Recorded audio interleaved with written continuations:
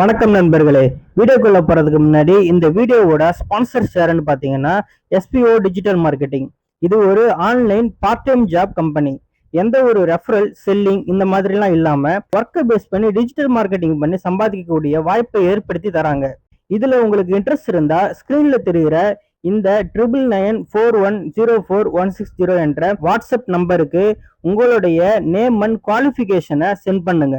Skip பண்ணாதீங்க. பெரிய தப்பு. தினம் 300 ரூபாய் சம்பாதிக்க அரிய வாய்ப்பு. இன்ஸ்டாகிராம், ஃபேஸ்புக் பயன்படுத்த தெரிந்தால் போதும் content post and content publishing மூலமா தினம் 300 ரூபாய் சம்பாதிக்கலாம். இந்த வேலை செய்ய 5 நிமிடம் போதும். Work training support, group communication support, all language customer live chat support, முக்கியமா சொந்தமா ஒரு பிசினஸ் ஸ்டார்ட் பண்ற அளவுக்கு உங்களால கற்றுக்கொள்ளவும் முடியும், சம்பாதிக்கவும் முடியும். இந்த வேலை வாய்ப்பு வழங்குவது 5 வருடத்திற்கு மேல ரன் ஆகிட்டு இருக்க நம்ம தமிழ்நாட்டு company school of business organisation private limited. மேலும் விவரங்களுக்கு டிஸ்கிரிப்ஷன்ல கொடுத்திருக்க நம்பருக்கு வாட்ஸ்அப் பண்ணுங்க.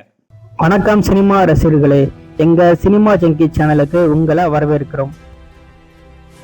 இன்னைக்கு தமிழ் சினிமாவோட வித்தியாசமான இயக்குனர் பார்த்திபன் பத்தி பேச போறோம். சிங்கிள் ஷாட் சோலோ ஆக்டிங் அடுத்த சம்பவத்துக்கு ரெடியாகி செம்மையா அசத்த போறாரு. வாங்க விவரமா பார்ப்போம். பார்த்திபன் தமிழ் சினிமாவோட ஒரு முக்கியமான வித்தியாசமான இயக்குனர். எப்பவுமே ஒரு புது ஐடியாவோட படம் பண்ணி அதுல வெற்றியும் பெறவர். சமீபத்துல ஒரு பேட்டியில என் பக்கத்துல 3 ரோஜாக்கள் இருக்கு, நான் ரொம்ப லக்கின்னு சிரிச்சுக்கிட்டே சொல்லி எல்லாரையும் ஆச்சரியப்படுத்தியிருக்காரு. அந்த பேட்டியில கேமரா முன்னாடி எது வந்தாலும் சினிமாவோ டிவி ஷோவோ எல்லாமே ஒரு ஷோ தான், அதை பெஸ்டா பண்ணணும்னு நினைப்பேன்னு சொன்னாரு. மேலும் பொண்ணுங்க எப்பவுமே வாசம் இருக்க இடத்துல இருப்பாங்க, இல்லைன்னா வாசம் எங்க இருக்கோ அங்க பூ இருக்கும்னு காமெடியா சொல்லி சிரிக்க வச்சாரு. சிங்கிள் பசங்க ஷோவை பத்தி பேசும்போது ஒரு ஆண் பொண்ணை எப்படி இம்ப்ரெஸ் பண்ணணும்னு தெரிஞ்சுக்கலாம்னு இந்த ஷோல கலந்துக்கிட்டேன். சரியான டைமிங்ல வந்த வாய்ப்பு இதுன்னு சொன்னாரு. சினிமா மேல இருக்கிற லவ் பத்தி, என்னோட சினிமா காதல் ஒரே இடத்துக்கு போயிட்டு இருக்கு, இவங்க எல்லாம் அழகா இருந்த ஆடியன்ஸ் ரசிப்பாங்கன்னு கலகலப்பா சொன்னாரு. சமீபத்திய தேசிய விருதுகள் பத்தி பேசும்போது ஒவ்வொரு வருஷமும் இப்படி ஒரு பிரச்சனை வரும். இந்த தடவை MS பாஸ்கருக்கு விருது கிடைச்சது, செம ஹாப்பி. ஊர்வசி மேடத்துக்கு விருது, டிவி பிரகாஷுக்கு மறுபடியும் ஒரு விருது, எல்லாமே மகிழ்ச்சின்னு சொன்னாரு.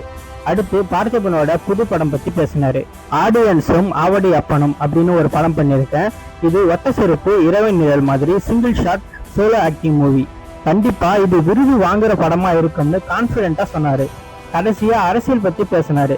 அப்போ விஜய் அரசியலுக்கு வந்ததுல இருந்து நான் அவரை அப்ரிஷியேட் பண்ணிட்டு இருக்கேன், ஆனா நான் இன்னும் 200 கோடி சம்பளம் வாங்கல, அதனால அரசியலுக்கு வரல.